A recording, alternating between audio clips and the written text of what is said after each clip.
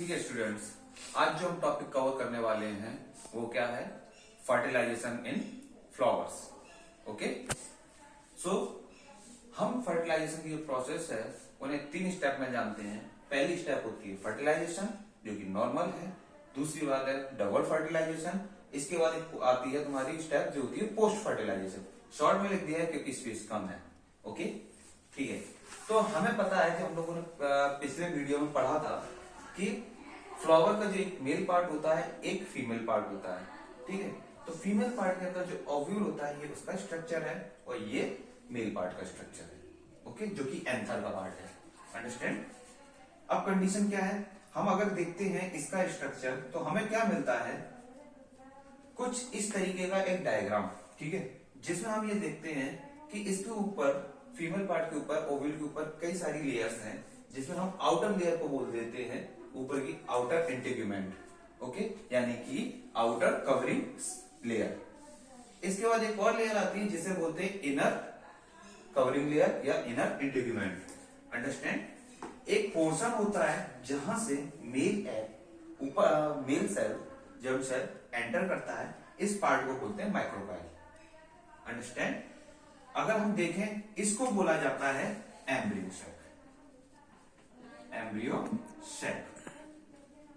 Sac, यहां पर students कई लोग कंफ्यूज होते हैं कि सैक और सैक में क्या डिफरेंस होता है।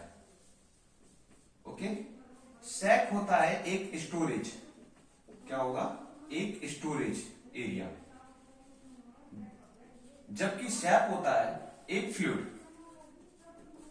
ठीक है, जैसे कि सेल हो गया, सेल के अंदर हम जो फ्लूइड देखते हैं साइटोप्लाज्म होता है वो सेल सैक होता है।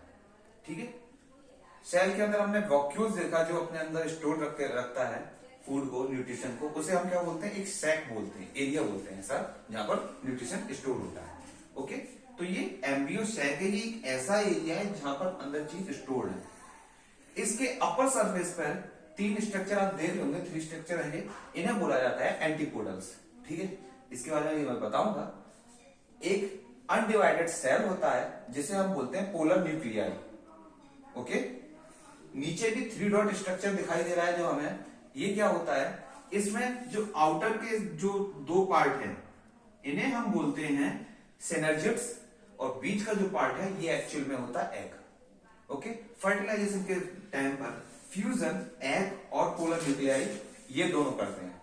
अंडरस्टैंड? सिनर्जिड का काम क्या होता है, सिनर्जिड जो न्यूट्रिशन होता है वो इस एग तक सप्लाई करेंगे फर्टिलाइजेशन एंड उसके बाद डेवलपमेंट के टाइम पर। अंडरस्टैंड?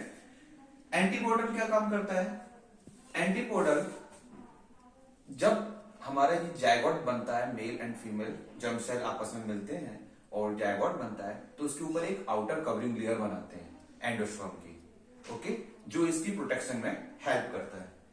ओके स्टूडेंट्स, याद रखना पोलर न्यूक्लियाई जो होता है इसके अंदर 2 न्यूक्लियाई होते हैं, पर ये अपने आप में कंप्लीट डिवाइडेड नहीं होता।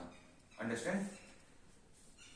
इसके बाद हम आते हैं मेल पार्ट पर। मेल पार्ट आप कुछ इस तरीके का देख रहे हैं, जिसमें अपर लेयर है, इसमें आप इस तरीके डॉट स्ट्रक्चर देख रहे हैं, ये होता है, इसे बोलते हैं एक्साइन।